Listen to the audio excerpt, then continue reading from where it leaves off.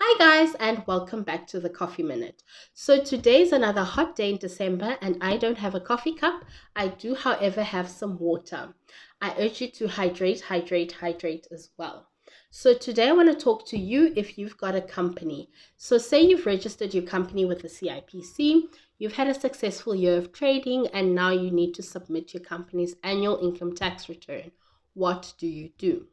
The first thing you need to understand is that the company is a separate legal person to you, the individual. So, same as you've got your own unique identifier, which is your ID number, the company has got its own company registration number. And when you sign up with the CIPC and you get your company registration number, you also get allocated a tax number.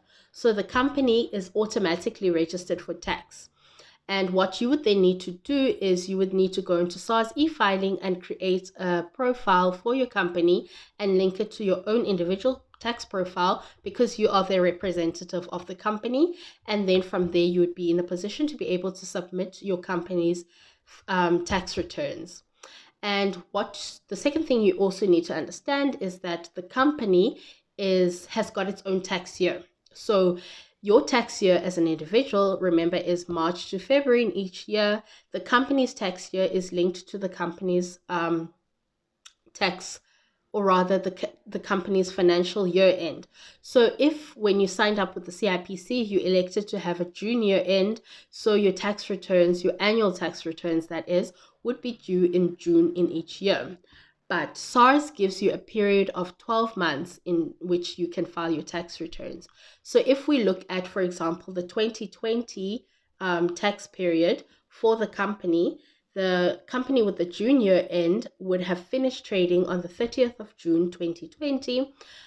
You don't then still have time on that day to consolidate all of your financials for the year and then file your tax return for 2020. So your June 2020 return is due then in June 2021. So SARS gives you a year to consolidate all of your financials, have them audited if they need to be audited, and then your income tax return is then only due in June 2021, which is the 12 months after your actual financial year end. But what is it that you submit on your tax return? So you would submit all of your income, so all of your trading income. Say, for example, your company, you are selling shoes. And you would declare all of the income that you made from the sale of shoes. And say you've had a really excellent year and you've made more money than you need. And instead of keeping it all in the bank, you've decided to invest some and earn some interest. So the company, that is, would need to declare the interest income and in addition to that trading income. So your income for your company would include your trading income for the sale of your shoes, any investment income, and any other sort of income that you would have earned in the company. And then in addition to the income, what you can declare is your expenditure. So your rental income, your telephone costs, your Wi-Fi costs, whatever it is that you had expenditure in or you expended in order to create your income. And the Tax Act is very specific with regards to this. The wording is, and I'm reading it off the the income tax legislation, it says you're allowed to declare expenditure actually incurred in the production of income. What that means is you need to look at each line item of the expense that you're claiming and ask yourself, this expenditure that I'm claiming, is it directly linked to the production of income? So say, for example, you want to claim rent. Is the rent that I'm claiming directly linked to the income that I've declared on this tax return? So if you're renting out a shop where you trade from, then yes, that would be directly linked to the income, the trading income that you've declared. But if you want to claim now the rent from where you stay, then no, that's not directly linked to the income that you've made, because whether you're making whether you're trading in your shoe shop or not, you need to stay somewhere and you need to pay rent somewhere. So then you can't claim your living expense, your rental expense for where you live in your company income tax return. So you need to make sure that all of your expenditure is linked to the income that you've declared in some way.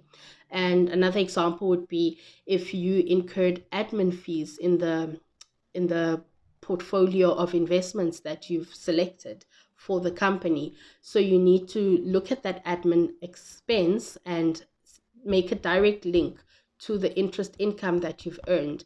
And if there's a direct link, then yes, you may claim that expenditure. So then that's what you would submit on your annual income tax return.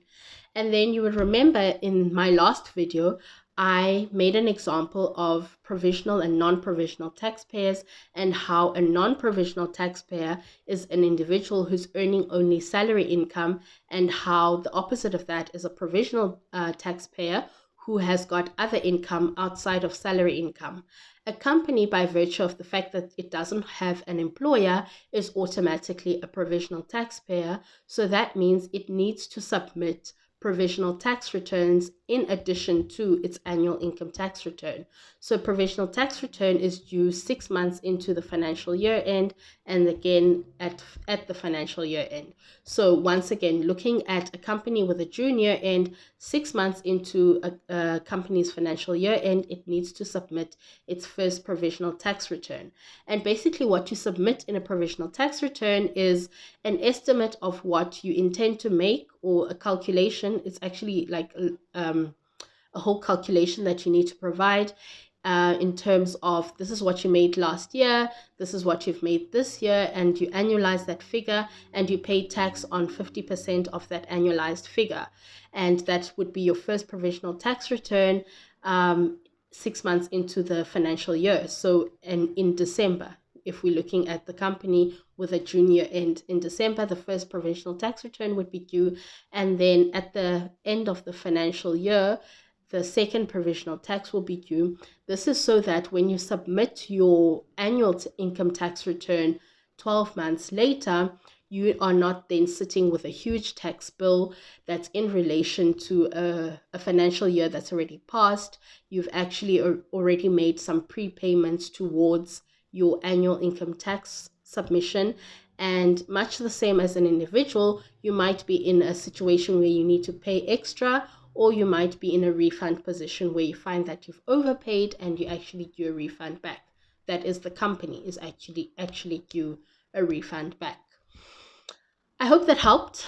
Very, very high level. But if you've got a company and you need some more information, or you need me to deep dive into any of the aspects, you need me to deep dive into any of the expenditure that you're allowed to claim, or go into detail about the provisional tax returns, don't be shy to hit me up on the phone on 061-874-2546, via email on info@thetaxcafe.co.za. You can also have a look at all my social medias. I am The Tax Cafe on Facebook, Instagram, and Twitter. Yes.